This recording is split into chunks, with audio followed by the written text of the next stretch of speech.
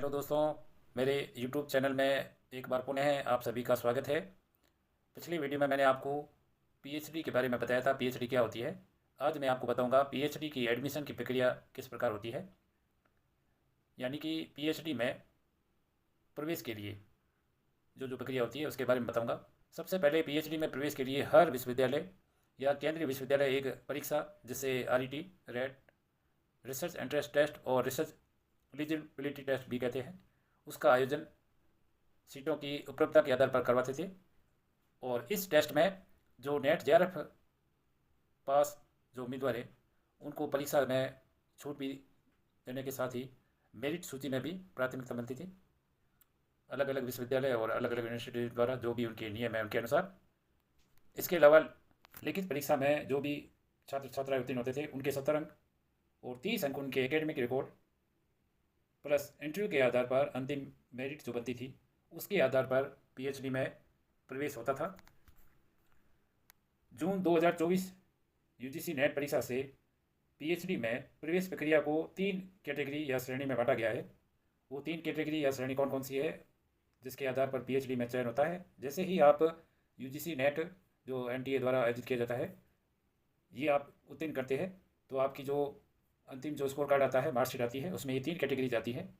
पहली कैटेगरी होती है JRF कैटेगरी, यानी JRF का अर्थ होता है जूनियर रिसर्च फेलोशिप, और प्लस असिस्टेंट प्रोफेसर के रूप में नियुक्ति के लिए आप पात्र भी हो जाते हैं, और प्लस पीएचडी एडमिशन के लिए भी पात्र हो जाते हैं। इसी प्रकार दूसरी जो कैटेगरी थी वो नेट कैटेगरी होती है, ये आपकी मार्कशीट में लिखी हुई होती है। नेट कैटेगरी, इसमें असिस्टेंट प्रोफेसर प्लस आप पीएचडी में प्रवेश, नेट का जो स्कोर होता है आपके कितने अंक प्राप्त हुए हैं वो, प्लस इंटरव्यू के आधार पर इसमें चयन प्रक्रिया होती है।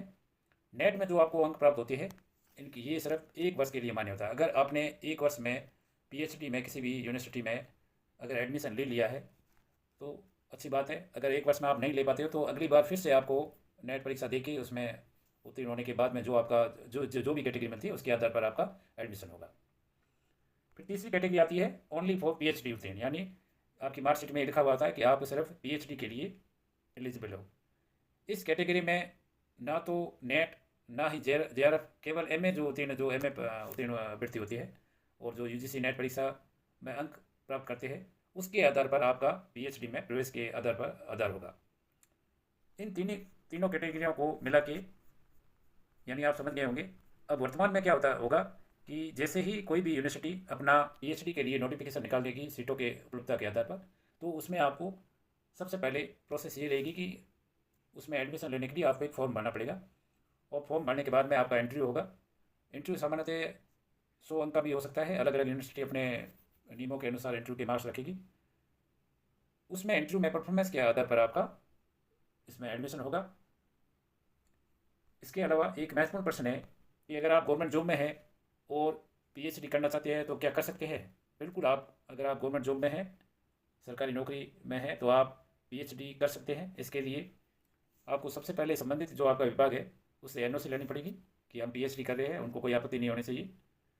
और फिर जो कोर्स वर्क होगा, कोर्स वर्क लगभग 6 महीने का होता है। कोर्स वर्क के बारे में मैं आपको अलग से अपने वीडियो में बताऊंगा कि कोर्स वर्क क्या होता है। हालांकि 6 महीने में आपको रिसर्च मेथोडोलॉजी से संबंधित संपूर्ण प्रक्रिया का अध्ययन करवाया जाता है। आपको सिखाया जाता है कि आपको सिनोप्सिस कैसे बनानी है, रिसर्च के क्या स्टेप होते हैं, कैसे किया जाता है, ये संपूर्ण प्रोसेस इस कोर्स वर्क में होगी। उसके बाद आपका एग्ज़ाम होगा और आपका अस्थायी पंजीकरण होगा, और बाद में DRC होने के बाद में आपका स्थायी पंजीकरण हो जाएगा। तो दोस्तों, मैंने आपको बताया कि पीएचडी में प्रवेश की प्रक्रिया किस प्रकार होती है। मेरा वीडियो आपको अच्छा लगा हो तो आप इसे लाइक करें, शेयर करें और कमेंट्स बॉक्स में लिखें। Thank you.